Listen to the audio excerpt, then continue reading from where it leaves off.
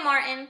My name is Elizabeth Roback, and I'm in the PAD 747 class, and I'm one of your respondents for your Tab Memo podcast. Just to review, your topic was the role that social media networks, such as Twitter and Facebook, play in terrorism, focusing specifically on how terrorists use these networks to fund their organizations and recruit new members, and how law enforcement agencies within governments use these networks as a counterterrorism method. You covered several interesting topics in your memo. One such topic is the fact that some people feel that it is a violation of the right to freedom of speech when law enforcement orders sites to be shut down after being discovered to be linked with terrorist activity. You may want to discuss relevant individuals, groups, or organizations that feel this way, and what actions they are taking to stop law enforcement from closing down such sites.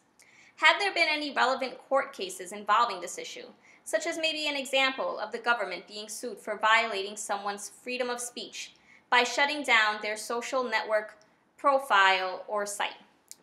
Also, how is the government dealing with such opposition?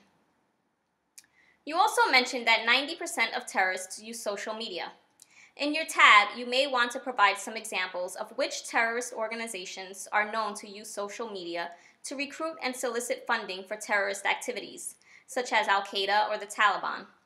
You can also discuss whether social media has actually helped them see an increase in funding and recruitment. Lastly, you mentioned the irony of the fact that some feel the social media sites supporting terrorist activity should not be shut down because they actually provide a treasure trove of information for law enforcement into the world of terrorists. You may want to do research into how other governments around the world are using social media sites in their counterterrorism operations. Are they allowing the sites to stay open in order to monitor terrorist activity, or are they also shutting them down? What can the U.S. learn from these other countries?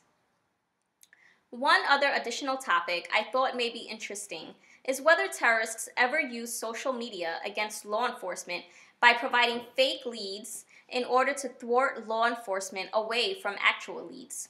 I'm not sure if there's much research on this, but it would be interesting to see if terrorist organizations use the fact that law enforcement is watching them to their advantage by providing only the information on the sites that they want law enforcement to know in order to keep them busy and away from investigating actual terrorist plots they don't want law enforcement to know about.